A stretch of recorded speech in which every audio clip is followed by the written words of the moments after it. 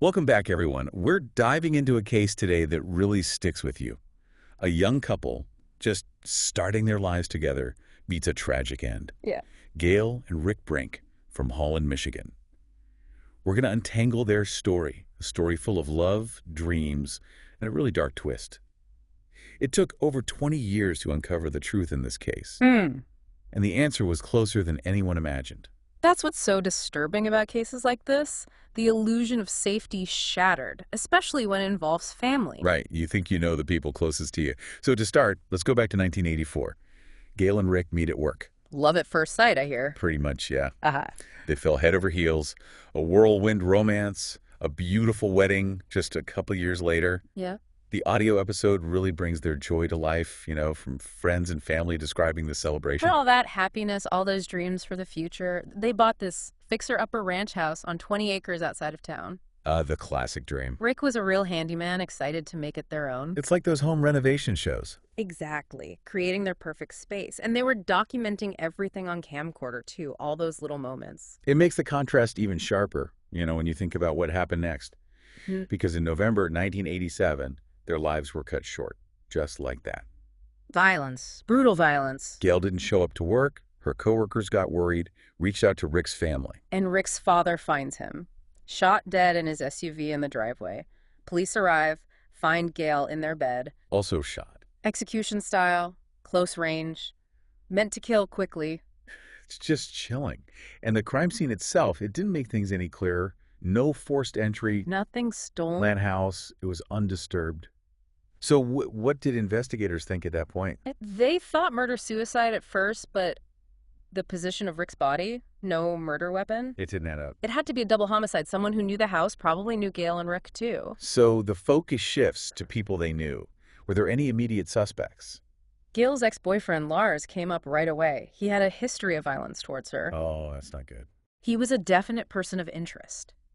But he took a polygraph, passed it, and had a solid alibi for that night. So Lars is cleared, but then there's the house itself. This is where Shotgun Sid comes in. Right. The house has a wild history. The previous owner, Shotgun Sid, was a biker, lived a life straight out of a crime novel. Drug dealing, shootouts with rival gangs, you name it. Wow. So investigators thought maybe the murders were connected to that past. It's a logical theory, right? Yeah. Mistaken identity, revenge plot, something like that. They looked into biker gangs. Even Shotgun Sid himself tried to help, but nothing solid ever linked them to Gail and Rick. Another dead end.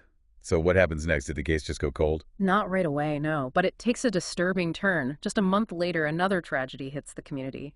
Deborah Wilson, murdered in her home. And it was close to where Gail and Rick lived. Oh my gosh. And just like their case, no forced entry, nothing stolen, brutally killed.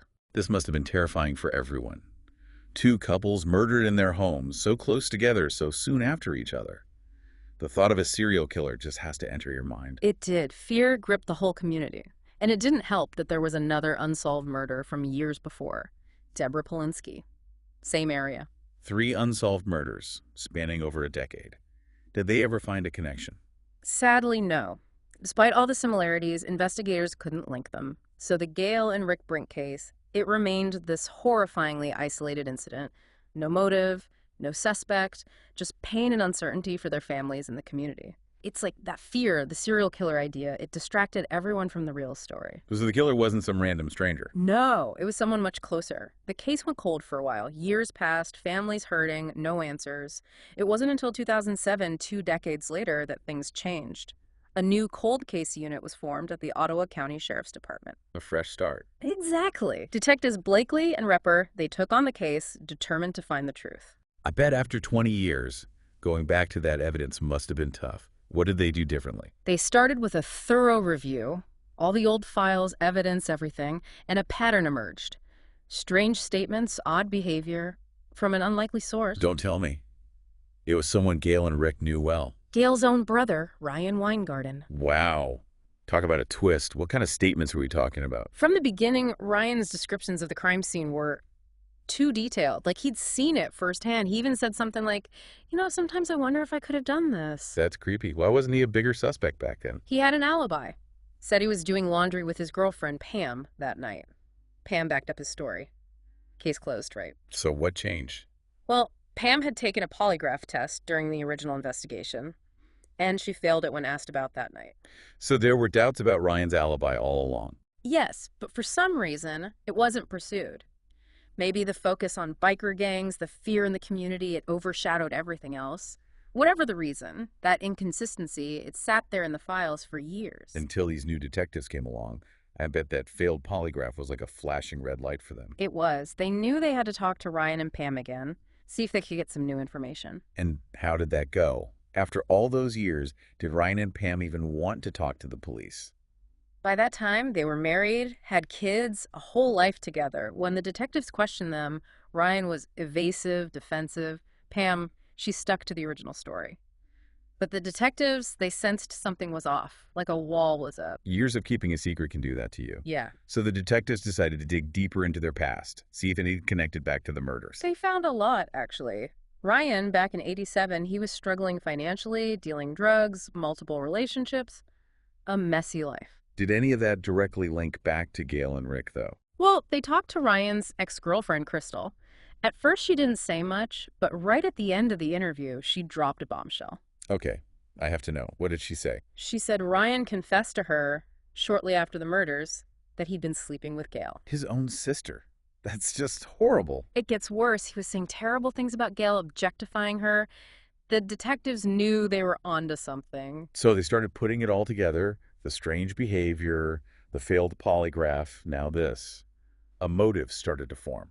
Ryan, he'd been sexually abusing Gail for years. That's what they suspected. Then she marries Rick, a good guy, and Ryan snaps. Jealousy, rage, the fear of exposure. It's all classic abuser behavior, isn't it? Yeah. Control, possessiveness. And maybe Rick suspected something was going on. That would have made Ryan even angrier, more paranoid.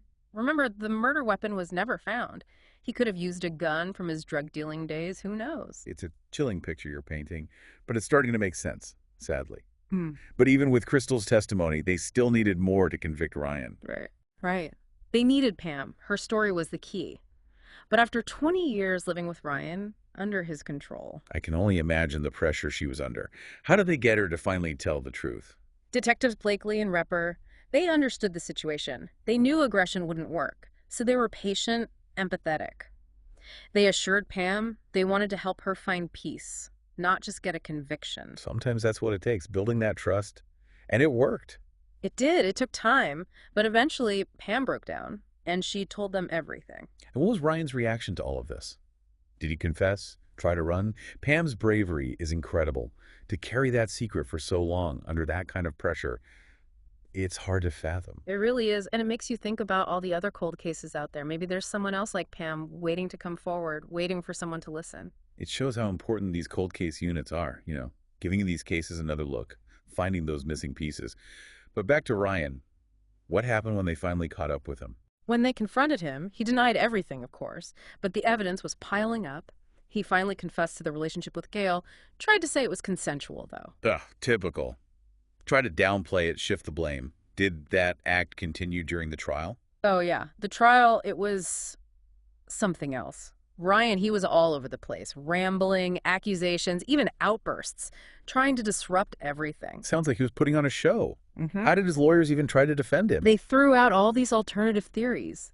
Biker gangs, a coworker with a grudge, anything but Ryan. But there was no proof, nothing to back it up. The prosecution, though, they were ready. Pam's testimony, Crystal backing up Ryan's confession, even inmates who said Ryan admitted to the murders while he was in jail. Wow. So despite all the chaos Ryan created, the truth still came out. It did. The jury found him guilty, 2 counts of first-degree murder, 2 life sentences, no parole. Finally, some justice for Gail and Rick. What a relief for their families. But I imagine it was bittersweet too, finding out the truth, but it being so much worse than they ever imagined. Absolutely. Especially for Cheryl, Gail's sister. The thought of her own brother abusing Gail, it was devastating for her. It's a reminder that evil doesn't always wear a mask. Sometimes it's the people closest to you, the ones you trust. This case, it teaches us so much. The need for cold case units, the importance of empathy in investigations, the impact of abuse and manipulation.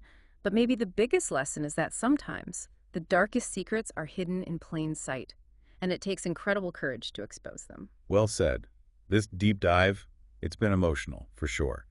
Gail and Rick's love story, The horror of their murders, the long wait for justice, and then the truth, so twisted and close to home. It's a lot to process, and I think it leaves us with a lot to think about. Mm. The nature of good and evil, the pursuit of justice, the strength it takes to overcome trauma. To all our listeners out there, keep these questions in mind. What resonated with you? What will you take away from this case? Remember, even the most difficult stories can teach us valuable lessons about ourselves and the world around us. Thanks for joining us on this journey. Until next time, keep diving deep.